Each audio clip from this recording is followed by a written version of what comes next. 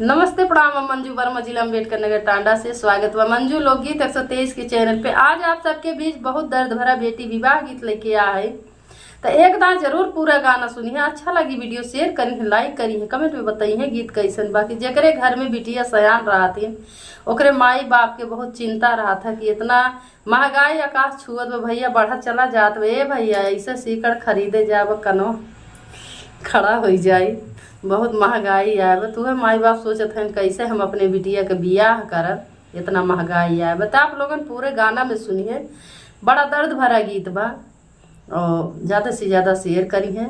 और जे भी नया चैनल पे आई है भैया तो नया नया गाना सुने खातिर एक बार चैनल जरूर सब्सक्राइब करिए। तो हमें सुने। सभी दर्शक का नमस्ते प्रणाम। हम नीलम धुरिया, टांडा जिला अम्बेडकर नगर से। तो हम सुने बैठे दुआरा पे बाबा हो कवन रामा, मनवा में भइले बड़ा सोच जी। बैठे दुआरा पे बाबा हो कवन रामा, मनवा में भइले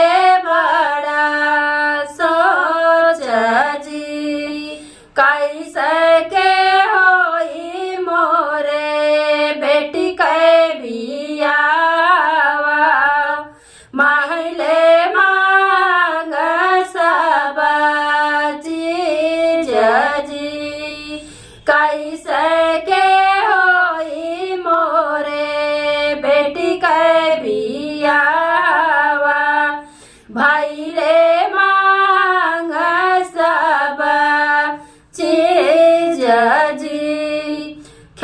खिचड़ी खवाई मांगे गड़िया सिकाड़िया हो, 10 लाख मांगते दहेज जी। खिचड़ी खवाई मांगे गड़िया सिकाड़िया हो, 10 लाख मांगते दहेज जी।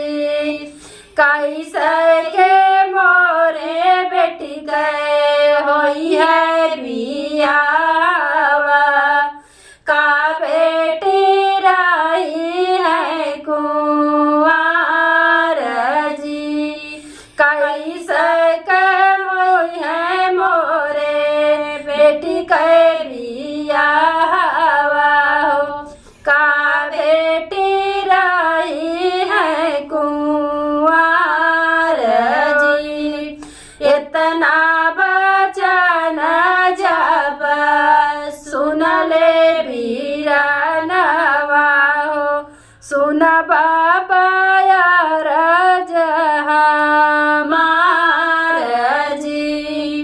इतना बचन जब सुन ले बीरानवा हो, सुन बाबा यार हमार जी। बेच देता मोरे बाबा खेत खरियानवा हो, बेच देता घरवा दुआर जी।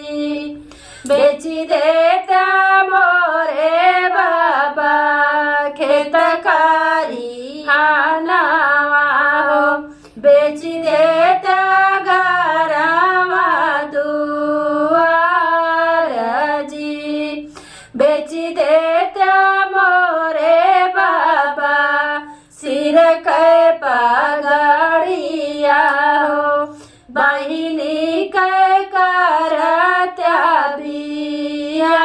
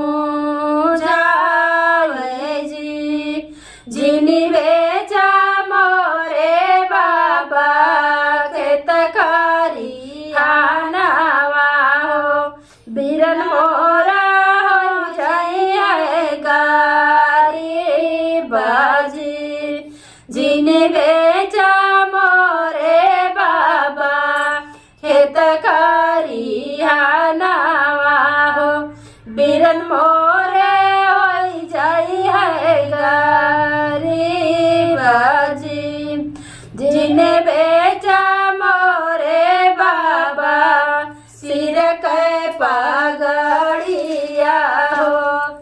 अरे घरवा रह जाई है तोहर शान जी, जिनी बेचा मोरे बाबा सिर के पगड़िया हो।